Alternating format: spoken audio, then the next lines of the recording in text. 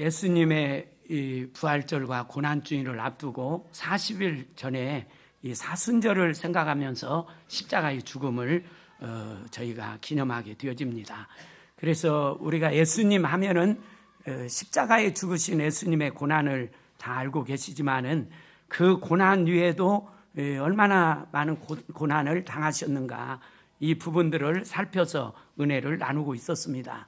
첫 번째 고난은 예수님께서 인간의 몸을 입으시고 오신 성육신의 고통이죠. 인간의 몸을 입으셨다는 것이 큰 고통입니다. 그리고 아울러서 30년 동안 가정생활, 사적인 생활을 통해서 부모님을 순종하며 받으셨던 그 삶입니다. 얼마나 고통스럽겠어요.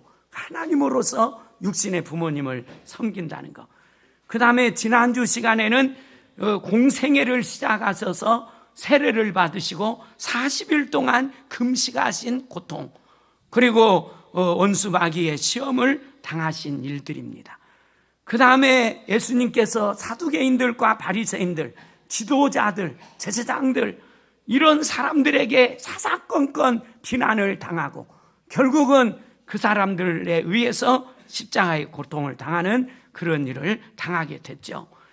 그 다음에 오늘은 우리 예수님의 고난 중에 예수님께서 이 땅에 오신 목적을 모르고 따르는 제자들과 무지한 백성들로 인한 고통이라는 그런 제목이 되어집니다. 예수님이 오신 목적을 모르고 딴 일만 자꾸 요구하는 그런 그 목적을 모르고 따르는 일 때문에 당하는 고통이었다, 이렇게 말할 수가 있죠. 배경적으로 보면 이스라엘 유대인들은 수백 년 전부터 전해오는 메시아, 구원자의 탄생을 굳게 믿고 기다리며 살았습니다. 메시아를 더욱 간절하게 기다리는 이유는 오랫동안 식민지 생활을 하고 있었죠. 로마의 속국이 되었습니다. 하나님의 선택받은 아브라함의 후손으로 영광스러운 택한 백성의 아름다운 민족의 열망이 가득한데, 지금은 나라와 민족이 굴욕적인 상황 속에서 살고 있는 것입니다. 로마 사람 빌라도가 와서 총독 정치를 하죠. 로마 사람들에게 아부하지 않으면 불이익을 당하고 심하면 생명까지 위협을 받습니다. 이런 처지에서 살아갈 때 오직 로마로부터 해방을 시킴을 받을 수 있는 길은 메시아가 오시는 것뿐이 없다.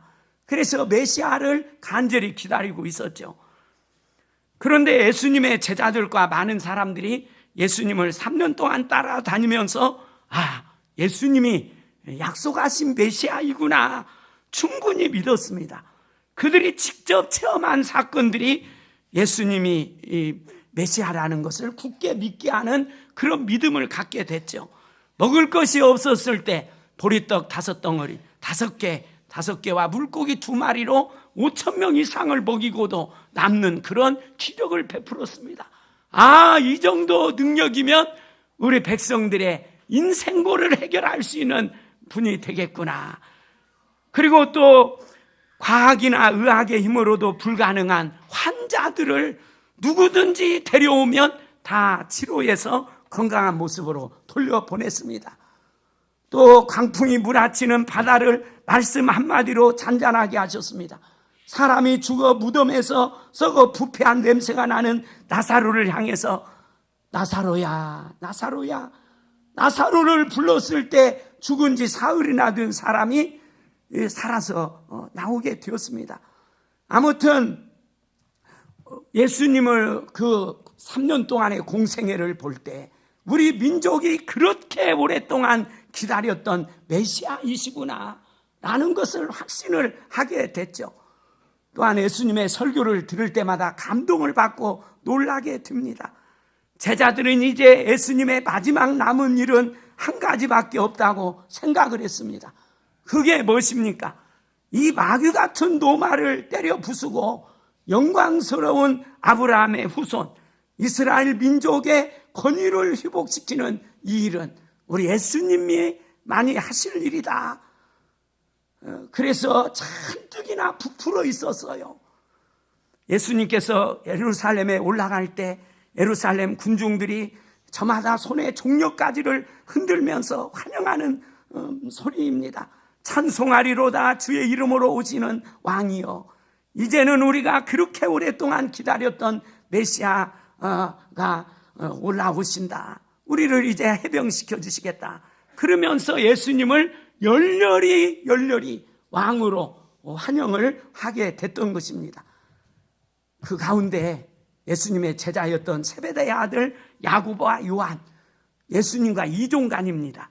예수님께 와서 예수님이 왕이 되시면 저를 주의 우편에, 주의 좌편에 좀 앉혀주세요. 높은 자리를 요청을 했습니다. 유대인들과 제자들은 이 예수님을 메시아로 알고 분명히 왕이 되어서 이제 로마 속국으로부터 해방시켜 주실 분인 것을 분명히 믿었죠. 여러분들 어떻겠습니까? 이 정도면 예수님께서 하실 수가 있죠. 그런데 예수님은 그것이 목적이 아니었죠. 예루살렘에 지금 올라가는데 왕이 되기 위해서 올라간 것이 아니고 인간의 죄에서 구원하기 위해서 십자가에 못 박혀 죽기 위해서 예수님이 올라가시는데, 예수님의 그 마음은 알지 못하고 그 목적은 알지 못하고 왕이 될 것으로만 여기고 추대하는 모습들을 볼 때 얼마나 예수님이 안타깝겠어요. 3년 동안이나 제자들에게 가르친 것이 이스라엘의 왕으로 온 것이 아니고 무엇으로 왔어요? 대속자로 오셨는데 그것을 알지 못합니다. 새벽에 어떤 여집사님이 와서 막 우시면서 기도를 해요. 깜짝 놀랐어요. 누가 오시는가. 나중에 이야기 들으니까 딸이 사춘기가 돼가지고 엄마 말도 안 듣고 교회도 안 다니고 이제 자기 마음대로 하는 거예요. 그러니까 엄마로서는 이렇게 살면 안 되는데 하나님 잘 섬기면서 배움에 열심히 이렇게 해서 준비해야 네가 좋게 나가는데, 엄마의 아빠의 이 마음을 알지 못하고 지 마음대로 그게 좋은 것인 양 살아가는 것을 볼 때 엄마 아빠의 마음이 얼마나 아프겠어요. 지금 예수님의 마음이 그렇습니다. 예수님은 십자가에 못 박아 죽으심으로 대속해 주실 그 사명을 가지고 오셨는데, 지금 모든 백성들과 3년 동안 배웠던 제자들조차도 예수님 왕이 되셔서 또 왕이 되면 우리는 한 자리 없겠지, 그런 생각으로만 따르고 있기 때문에 예수님이 얼마나 고통스럽겠어요. 그런 고통입니다. 아무튼 예수님이 오신 목적이 무엇인가? 오늘 45절에요. 인자가 온 것은 섬김을 받으려 함이 아니라 도리어 섬기려 하고 자기 목숨을 많은 사람의 대속물로 주려 함이라. 대속자가 되기 위해서 오신 줄로 믿으시길 바랍니다.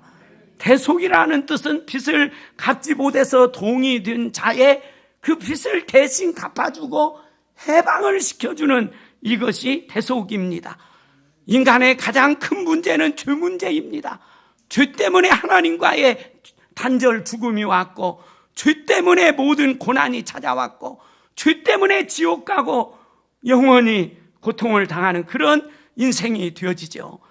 죄로 말미암아 사탄에게 매어서 죄의 종이 된 인간을 죄 없으신 예수님께서 인간의 몸을 입으시고 오셔서 십자가의 모진 고통을 당하시고 처형당하심으로 죄값을 치르기 위해서 오신 예수님인 줄로 믿으시기를 바랍니다. 이제 하나님으로부터 속죄의 은총을 이 믿는 자들은 누리게 되어지죠. 그래서 우리 예수님은 이 고난의 십자가를 지기 위해서 예루살렘에 올라가는데 제자들에게 이 얘기를 합니다. 앞으로 예루살렘에 올라가면 이런 일이 있을 것이다. 한 1200m 정도 올라가는 고지대죠, 예루살렘이. 그러면서 33절에요. 보라, 우리가 예루살렘에 올라가노니 인자가 대제사장들과 서기관들에게 넘겨짐에, 예수님께서 대제사장들과 서기관들에게 넘겨집니다. 예수님이 군병들에게 잡힌 것이 아니에요. 잡혀주셨어요. 올라가서 그들이 서기관들에게 넘겨짐에 그들이 죽이기로 결의하고, 33절에요. 죽이기로 결의합니다. 아무 죄도 없지만은, 빌라도조차도 예수님은 죄가 없다고 했지만은 거짓 죄를 뒤집어 써서 죽이기로 결의를 합니다. 그리고 이방인들에게 넘겨주겠고 로마 군병들에게 넘겨주죠. 그들은 능욕을 하며 로마 군병들이 예수님을 얼마나 희롱하고 능욕을 했습니까? 침을 뱉으며, 사람에게 침 받는다는 것은 그 사람을 경멸하는 것입니다. 채찍질을 하고 죽일 것이나 채찍을 당하시고 결국 십자가에 못 박혀 죽으심을 당합니다. 그는 3일 만에 살아나리라 하시니라. 우리 예수님은 자신이 예루살렘에 가서 이렇게 앞으로 들고 십자가에 죽는다, 이것을 다 정확히 본 것인 양 말씀을 해주셨어요. 그런데 이것을 깨닫지 못하고 들은 동 마는 동 예수님 예루살렘에 올라가서 왕이 되어서 저희들을 노마로부터 구원해주고 우리 한 자리 주어서 잘 먹고 잘 살게 해주세요, 이런 목적을 가지고 따르니까 예수님이 속이 좋아요, 안 좋아요? 굉장히 고통스럽죠. 3년 동안 한 일이 무엇입니까? 사랑하는 성도 여러분, 오늘 이 자리에 여러분들이 시간 주일마다 오는 모습이 너무나 목사로서는 기쁩니다. 보람이 있습니다. 여러분들이 이렇게 주일날 오시는 모습들이요, 우리 하나님이 얼마나 기뻐하시겠어요. 그런데 무엇 때문에 오셨습니까? 오늘 유대인들처럼 3년 동안 예수님을 따라다녔던 제자들처럼 왕이 되어서 우리들에게 먹을 것, 또 해방, 또 병도 고쳐주고 잘 살게 해주시오 예수님, 그게 목적이기 때문에 예수를 믿습니까? 그래요, 안 그래요? 아멘입니까? 네, 우리 희망교인들은 그런 분이 한 분도 없는 것 같아요. 실수라도 아멘 할 수가 있는데 아무도 안 하시네요. 이런 목적이 아닙니다. 우리가 예수를 믿는 목적은 이 가장 무서운 죄, 이 무서운 죄를 용서받고 하나님의 자녀가 되어서 하나님의 보호와 인도 속에 살다가 영원한 천국에서 영생 복락 누리기 위해서 예수를 믿는 줄로 믿습니다. 그래서 이 영원한 것을 얻기 위해서 이 짧은 100년의 시간을 주님과 함께 고난도 기쁨으로 당하면서 인내하면서 신앙생활을 잘하게 되는 줄로 믿으시길 바랍니다. 이 십자가 절기에 60만 추하는 그 군중들이나 제자들처럼 믿음이 없는 사람이 되지 마시고, 정말 예수 믿는 목적은 인간의 가장 무서운 죄를 용서받고 하나님의 자녀가 되어서 하나님의 영광을 위해서 살다가 천국 가기 위해서 예수 믿으시는 줄로 믿으시기를 바랍니다. 이렇게 믿으면 예수님이 고생은 해도 십자가를 져도 기쁨으로 질 수 있죠. 기쁨으로 질 수 있죠. 다 이런 믿음을 가지시기를 주님의 이름으로 다시 한번 축원합니다. 그 다음에 두 번째로 예수님이 오신 목적이 무엇입니까? 섬기러 왔다, 이렇게 말씀하고 있죠. 섬기러 왔다. 예수님의 제자들 야고보와 요한이 왕이 되면 높은 자리 부탁합니다. 또 우리 친척도 되죠. 이종 사촌이죠. 부탁합니다. 우리 예수님께서 거기에 대해서 그렇게 말씀을 하셨죠. 결론적으로 43절에 보면 너희 중에 그렇지 않을지니 너희 중에 누구든지 크고자 하는 자는 너희를 섬기는 자가 되고 너희 중에 누구든지 으뜸이 되고자 하는 자는 모든 사람의 종이 되어야 하리라. 인자가 온 것은 섬김을 받으려 함이 아니라 도리어 섬기려 하고 자기 목숨을 많은 사람의 대속물로 주려 함이라. 아멘. 인류 역사에 어느 때나 있었던 관심은 누가 권력자가 되느냐, 이것이 항상 큰 관심입니다. 왜 큰 권력을 갖고 싶습니까? 좋은 대접을 받고 누릴 수 있기 때문에 이 높은 자리를 다 추구합니다. 그런데 예수님께서는 이 높은 자리, 진정으로 높고 존경받고 사랑받는 자가 되어서는 이 예수님처럼 이렇게 낮은 자가 되어서 섬기는 자가 될 때 큰 자가 되고 또 아울러서 대접받는 자가 되는 줄로 믿으시길 바랍니다.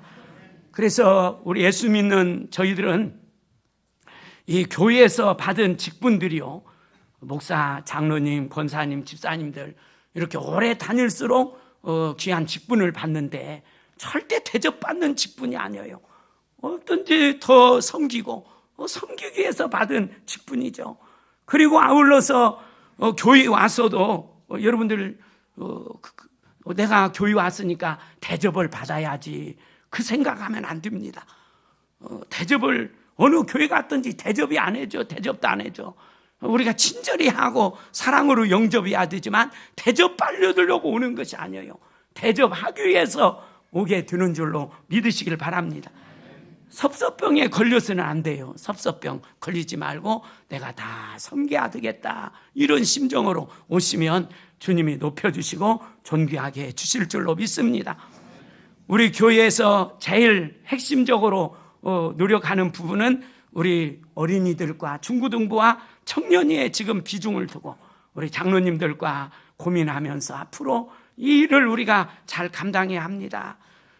지금 한국 어느 교회나 유초등부, 중고등부, 주일학교가 다 쇠퇴합니다. 아기들을 적게 두어서도 되지만은 교회 가는 것보다 다른 데가 훨씬 더 재미있기 때문에 아기들이 안 와요. 더 재미있는 것들이 많기 때문에 또 주일날 아르바이트해서 몇만 원씩 벌어가지고 자기 마음대로 용돈 만들기 위해서 교회를 안 옵니다. 우리나라가 이처럼 1천만 성도가 되고 부흥하게 된 것은 이 옛날에 교회마다 어린이들이 얼마나 많았는가 몰라요. 어린이를 위해서 유초등부를 위해서 아주 핵심적으로 노력을 했기 때문에 한국교회가 이렇게 부흥을 한 것입니다. 앞으로 주일학교, 중고등부, 대학부가 이제 수가 줄어든다 보면은 앞으로 교회가 아주 다 약해져 버리고 일국교회와 같이 할머니들이 지키는 그런 교회가 되어지고 맙니다.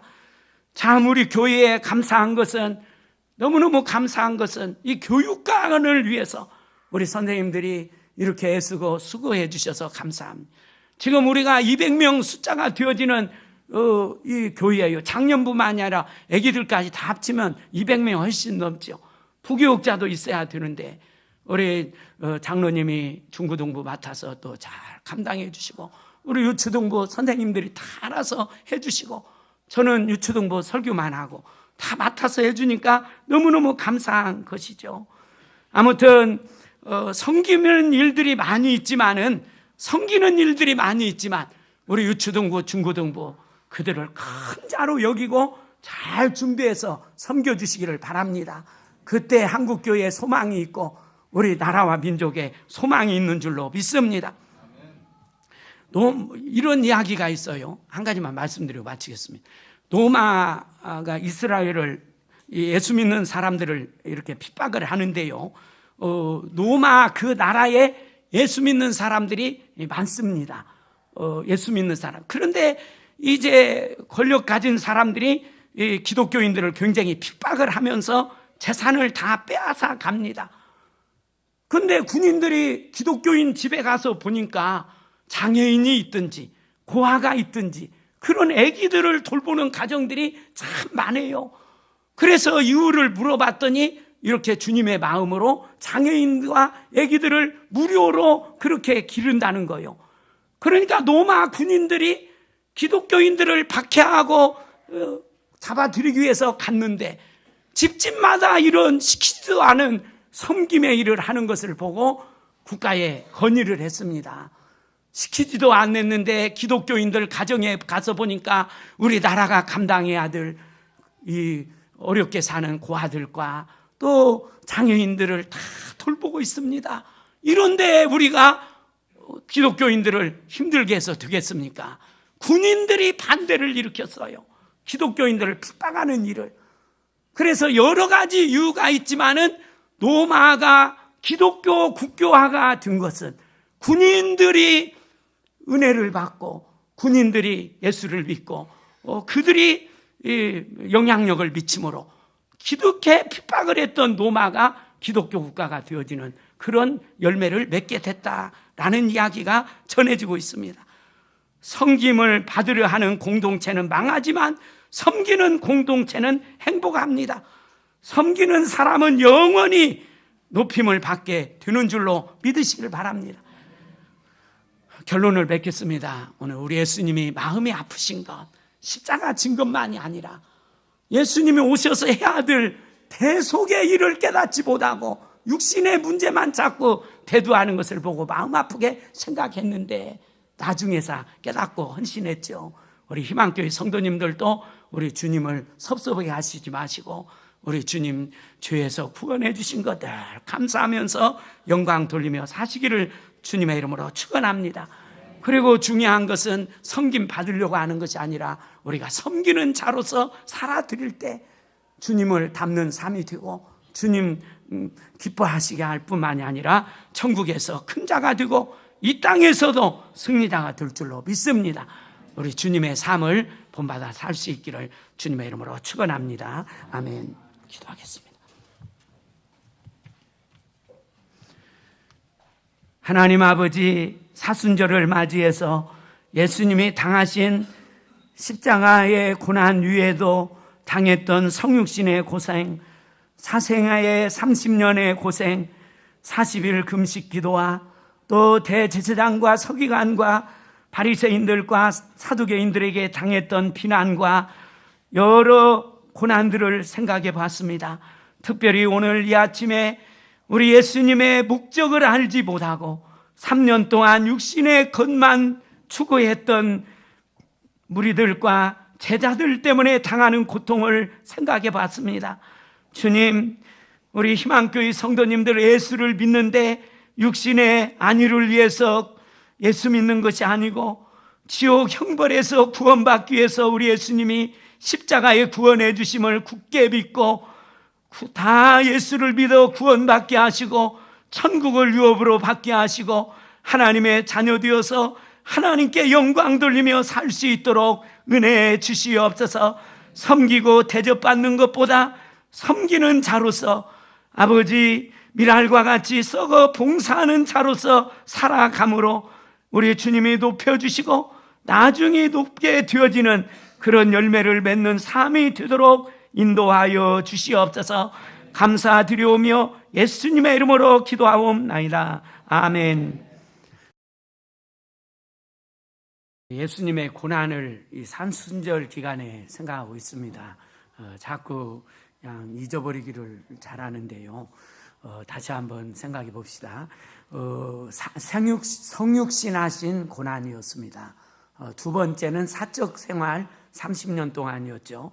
그 다음에 40일 금식기도, 또 지도자들에 대한 핍박 있었죠. 그 다음에 오늘은 그 예수님께서 오신 목적을 특별히 제자들까지도 이해를 못하고 예수님을 위해서 기도해 주지 못하고 육신적인 것을 도모했던 그 제자들과 무리들을 볼 때 예수님의 큰 고통이셨다, 이런 부분이었죠. 그 다음에 오늘 마지막으로 오늘 그 십자가 전에요, 그 예루살렘을 향해서 탄식하는 그 내용이 우리 예수님의 아픔이었고 고난이었다, 이렇게 정리를 해봤습니다. 우리 예수님께서 공생의 초기에는 갈릴리를 중심으로 사역을 하셨습니다. 그리고 말기에는 예루살렘으로 올라오셔서 특별히 일주일간을 이렇게 중심적인 사역을 하셨는데요. 그 예수님께서 우셨던 내용이 성경에 3번이 기록이 되어집니다. 그 오늘 지금 성경 말씀 한 번 더 읽으셔야 되겠네요. 19장입니다. 누가복음 19장 41절입니다.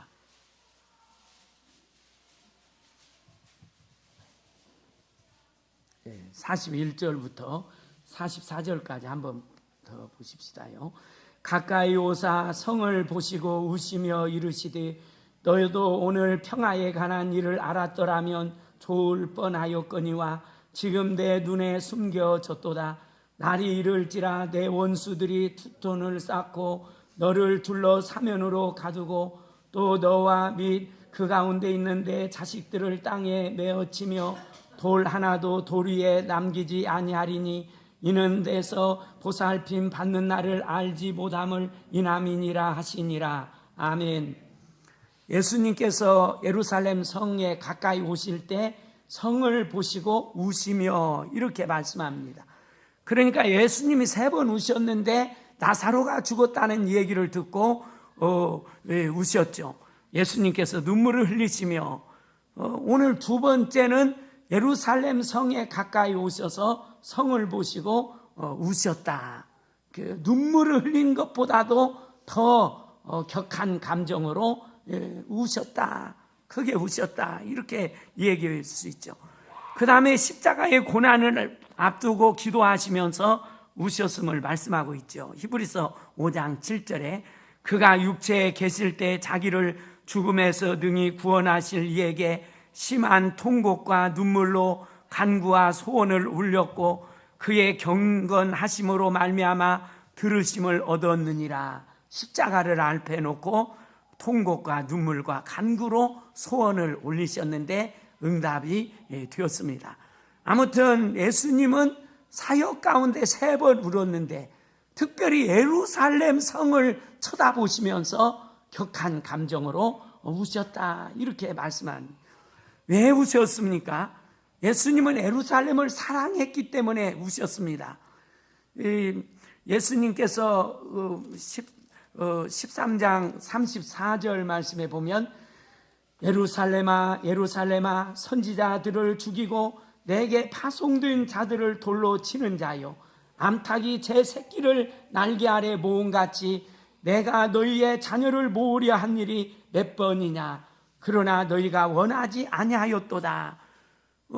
예수님께서 예루살렘을 암탉이 제 새끼를 날개 아래 모음같이 내가 너희 자녀를 모으려 한 일이 몇 번이냐. 암탉이 병아리를 사랑한 것처럼 사랑했다. 이런 말씀이죠. 대부분 그랬을 것으로 압니다만 농촌 사는 분들은요 집에서 어렸을 때 닭을 꼭 키웁니다. 그 당시에는 이 고기를 많이 못 먹으니까 단백질 공급원이 되어지고 달걀도 이렇게 나누고 특별히 손님들이 오시면 이렇게 대접할 것이 없으니까 닭을 잡아서 대접도 하고 이 닭이 이렇게 닭을 거의 집집마다 키웠던 것 같아요. 그리고 또 봄이 되면은 알을 모아놨다가 이 암탉에게 주어서 이 암탉을 통해서 병아리를 이제 까게 되어집니다. 21일이 지나면 병아리를 키워서 이제 마당에 나오죠. 그러면 이제 또 또가리도 해놓고 그런 병아리를 어미 닭이 잘 키웁니다. 아무튼 이 어미 닭이 이 모성애를 가지고 병아리들을 목숨을 걸어놓고 키우는 것을 보게 됩니다. 먹을 것이 있어도 자기가 빨리 먹어버리지 않고 꼭꼭꼭꼭꼭 해서 병아리들을 불러서 먹입니다. 또 곤충도 잡아서 꼭꼭꼭 해서 먹이고 또 개구리도 잡아서 죽여가지고 덮쳐서 이제 새끼들을 먹입니다. 아무튼 암탉이 병아리를 돌보는 것을 보면 참 기가 막히게 이렇게 자랍니다. 우리 예수님께서도 그것을 아시고 내가 이 예루살렘을 얼마나 사랑했느냐, 암탉이 병아리를 모은 것처럼 이 예루살렘을 사랑했다, 품었다, 이런 말씀이죠. 요한복음 10장 28절에 보면 내가 그들에게 영생을 주노니 영원히 멸망하지 아니할 것이요 또 그들을 내 손에서 빼앗을 자가 없느니라. 그들을 주신 내 아버지는 만유보다 크심에 아무도 아버지 손에서 빼앗을 수 없느니라. 우리 예수님께서 우리 예수 믿는 성도들을 빼앗기지 아니하신다. 이런 것처럼 이 병아리를 품은 암탉이 다른 때는 약하지만은 병아리 키울 때는 독수리가 와도 물러가지 않고 무서운 강아지가 와도 물러가지 않고 목숨을 걸고 새끼를 보호하는 것을 보게 되어집니다. 우리 예수님은 예루살렘을 이처럼 사랑을 하셨습니다. 생명을 걸고 사랑했죠. 우리 예수님은 예루살렘을 인류 구원의 중심지로 정하셨습니다. 사도행전 1장 4절이나 사도행전 1장 8절에 오직 성령이 너희에게 임하시면 너희가 권능을 받고 예루살렘과 온 유대와 사마리아 땅끝까지 이르러 내 증인이 되리라. 복음의 시발점이요 중심지가 예루살렘이었죠. 예루살렘 떠나지 말고 이곳에서 기도하고 능력받고 성령 충만함 받고 예루살렘과 온 유대와 사마리아 땅끝까지 이르러 증인이 되어라. 이렇게 말씀하셨습니다.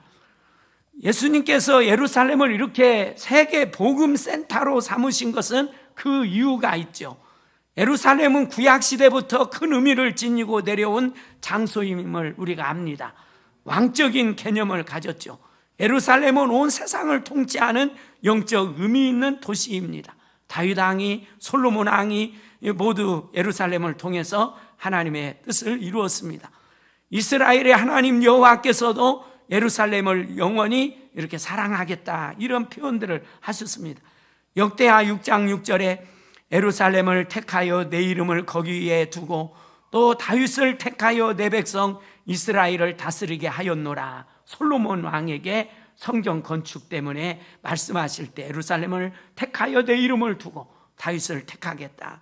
시편 122편 3절에 예루살렘아 너는 잘 짜여진 성읍과 같이 건설되었도다. 6절에 예루살렘을 위하여 평안을 구하라. 예루살렘을 사랑하는 자는 형통하리로다. 아멘. 예루살렘을 옛날 이 구약에서부터 하나님이 지정해 주시고 은혜를 입혀 주셨던 성이요, 우리 예수님은 이 예루살렘을 복음의 기지로 삼으시고 이렇게 사랑하시고 귀하게 여기셨던 것입니다. 그러나 예루살렘은 예루살렘 도시만 의미하는 것이 아니고 그 안에 살고 있는 지도자들과 백성들, 사람들을 의미합니다. 그러나 예루살렘은 예수님의 사랑을 거절했죠. 13장에서도 보면 모으려 한 일이 몇 번이냐, 그러나 너희가 원하지 아니하였도다. 원하지 아니하였도다. 예수님의 사랑을 거절했습니다. 예수님은 예루살렘을 인류 구원의 중심지로 정하시고 이렇게 귀하게 여겼는데 예루살렘 사람들은 협력하지 못하고 도와드리지 못하고 정반대로 예수님을 예루살렘에서 쫓아내시고 죽이시고 이런 악한 행위를 하게 됐죠.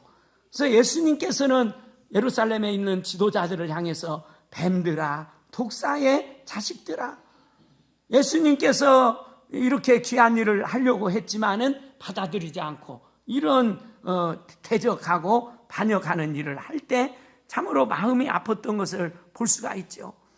어찌 선지자들을 죽이고 돌로 치고 이 마귀의 역할을 주역이 되어서 이렇게 하고 있느냐. 슬프다 예루살렘이여, 슬프다 예루살렘이여.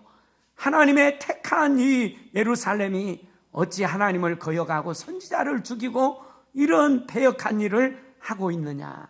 그러면서 통안의 눈물을 흘리게 됐던 것입니다. 예수님의 아픔은 그렇게 사랑했던 예루살렘, 그곳에 살고 있는 지도자들과 백성들이 우리 예수님을 내친 것에 대해서 미리 보시고 통안의 눈물을 흘리셨던 것을 볼 수가 있죠. 그리고 35절 말씀에 보면은요, 보라 너희 집이 황폐하여 버림받으리라.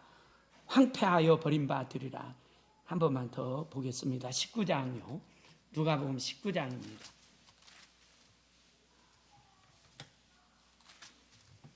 예루살렘에 대한 설명을 제가 하도록 그렇게 하겠습니다. 42절 말씀에요.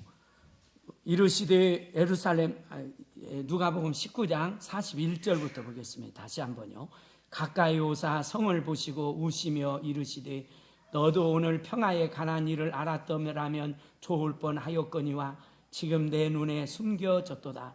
날이 이를지라 내 원수들이 토툰을 쌓고 너를 둘러 사면으로 가두고 또 너희와 및 그 가운데 있는 내 자식들을 땅에 베어치며 돌 하나도 돌 위에 남기지 아니하리니 이는 내가 보살핌 받는 날을 알지 못함을 인함이니라 하시니라. 아멘. 우리 예수님께서는 앞으로 될 예루살렘의 환경을 다 눈으로 보고 계셨어요. 눈으로 실감나게 보고 계시면서 격한 감정에서 우셨다, 이렇게 말씀하고 있죠. 일찍이 에레미야 선지자도 이런 고백을 합니다. 슬프다 이 성이여, 본래는 거민이 많더니 이제는 어찌 그리 적막히 앉았는고.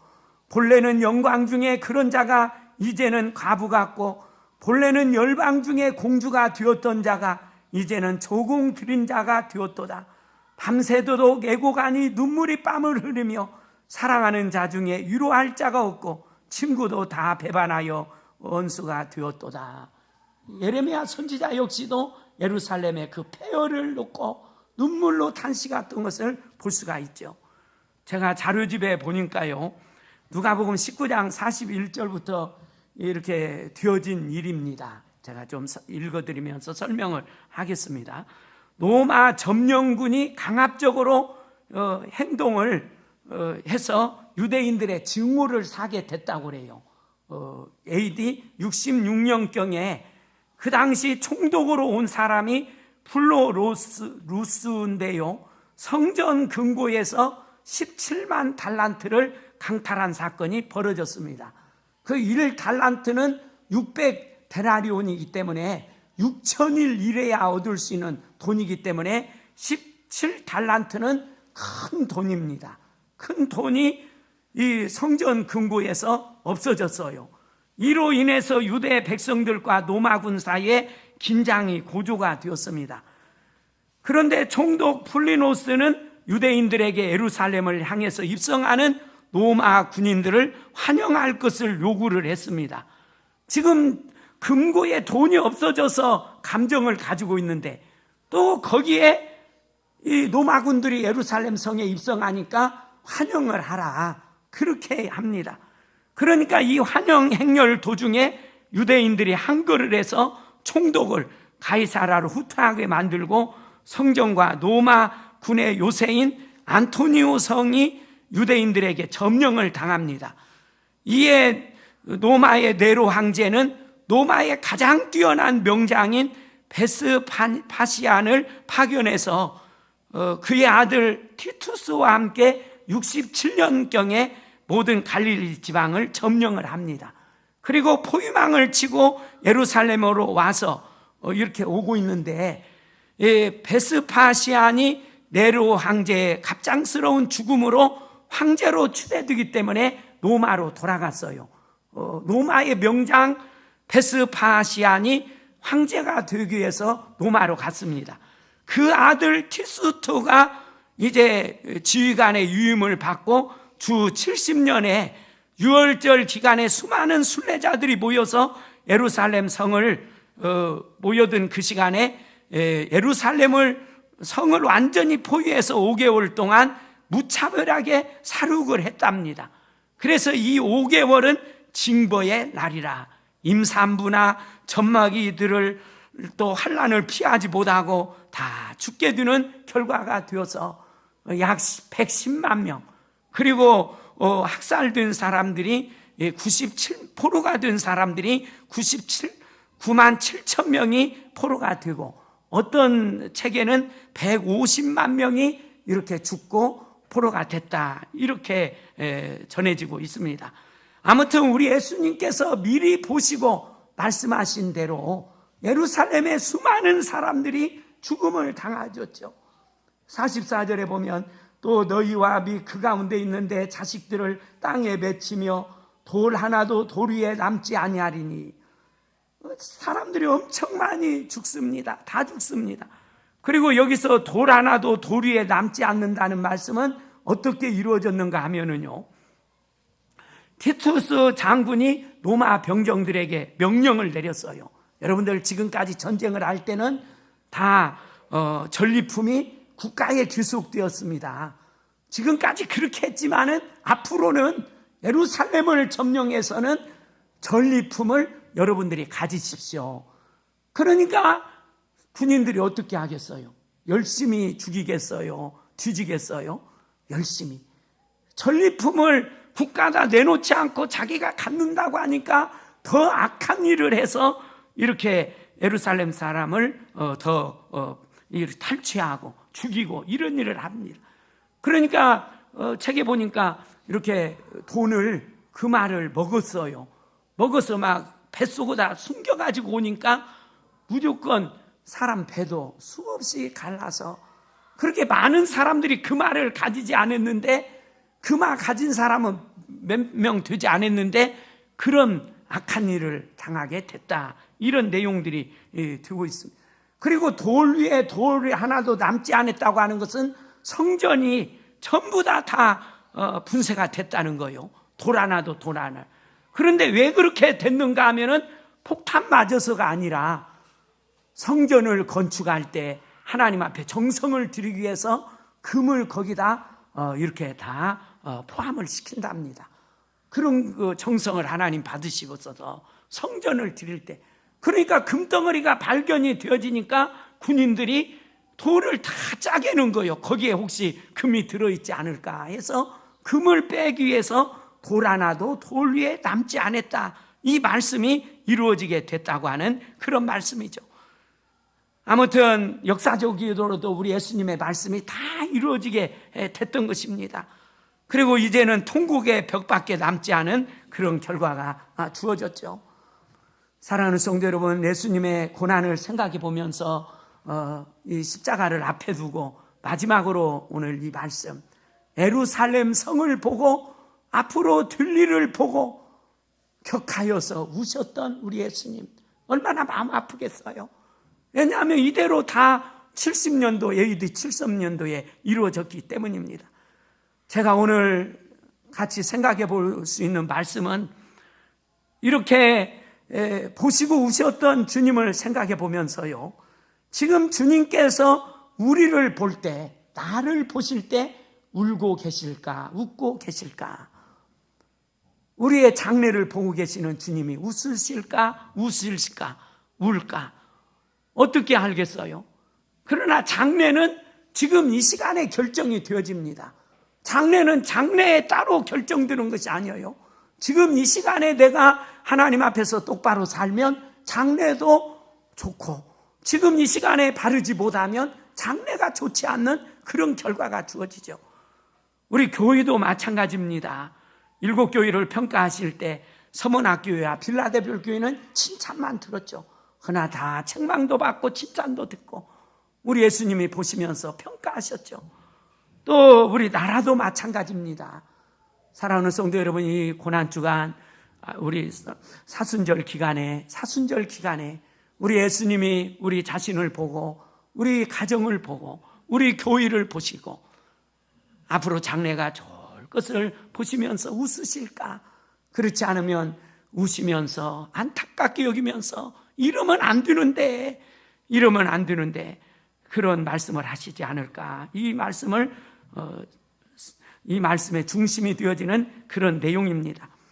아무튼 여러분들이 여러 번 듣고 또 새벽마다 기도하는 제목이고 제 가슴 속에서 늘 나오는 얘기는 하나님 우리 대한민국을 이렇게 놀라운 복을 주셨는데 우리가 잘 간직해서 예수님 재림하실 때까지 후손들에게 우리 한국을 잘 물려주게 해주세요.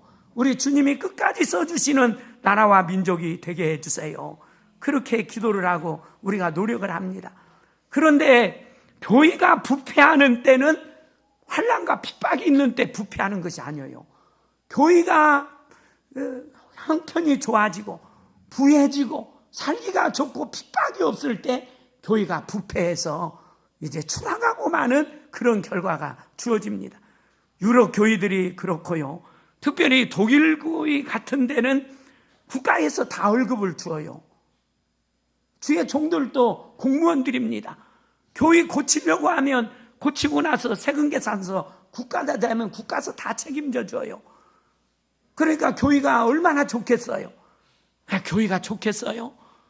교회가 안 좋습니다. 주의 종이 무릎을 꿇지 않고 그럭저럭 하고 다 월급이 나오는데요. 공무원같이 자꾸 추락합니다. 우리 한국교회도 지금 이렇게 1천만 성도들이 있고 하는데 여러분들 윤리적으로 우리 한국이 정말 경제적으로 이렇게 부흥하니까 공의가 세워지고 우리 박영수 집사님 공의를 위해서 많이 기도했는데 정말 하나님의 의가 세워지는 나라인가? 그것은 아니라고 생각을 하고 있지 않습니까? 우리가 알지 못하는 세계 속에서 이런 엄청난 죄악들이 간영하고 있음을 보게 되어집니다. 말씀을 맺겠습니다.